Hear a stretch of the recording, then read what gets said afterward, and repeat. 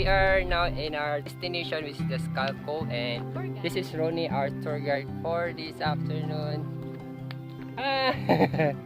Okay, ato na ta. Let's go!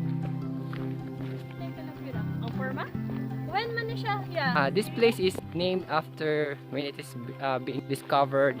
They found 2 skulls, and from then on they called this Skull Cove. Let's check it out.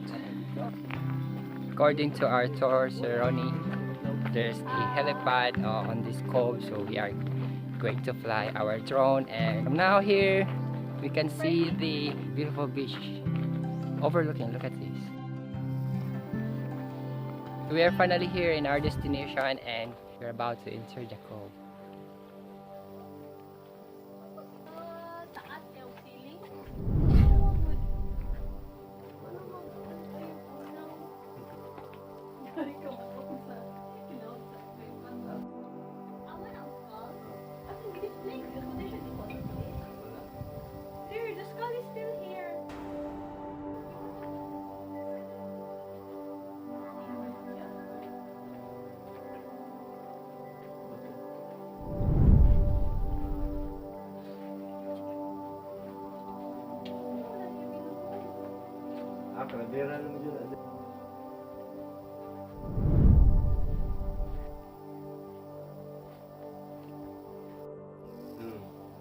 Ikaw siguro ikaw pa din.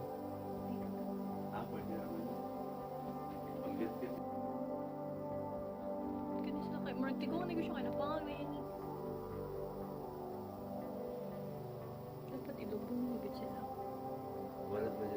This is being discovered and found out there are 2 skulls in this area.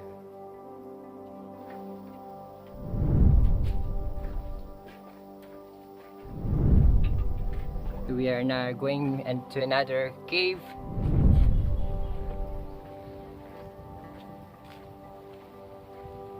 So I think this cave is more bigger. It's bigger than the other one.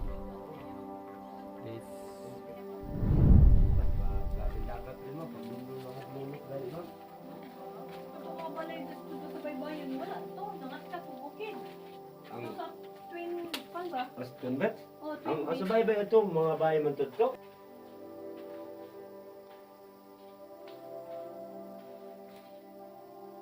We are now inside the cave.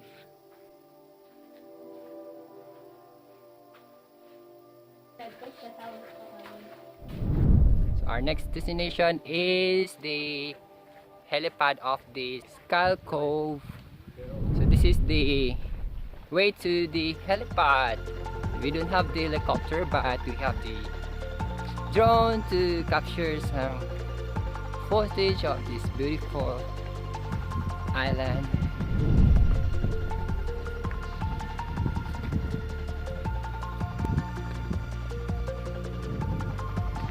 I'm just too excited.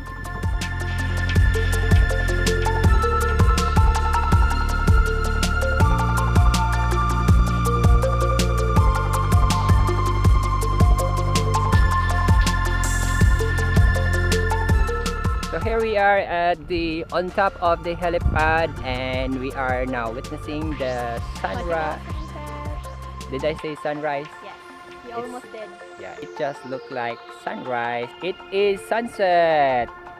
So we are going to take a time lapse on this while the sun is still on the sky. Horizon.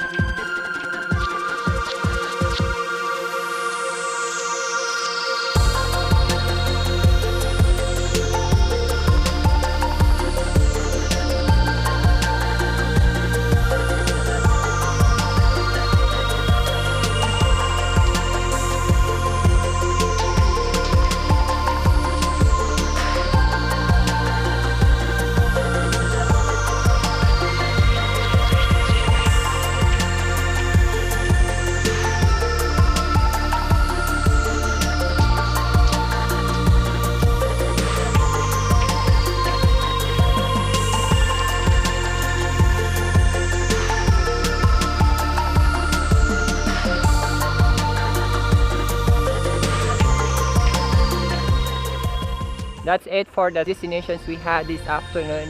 Thank you guys for watching and see you in my next video. Bye!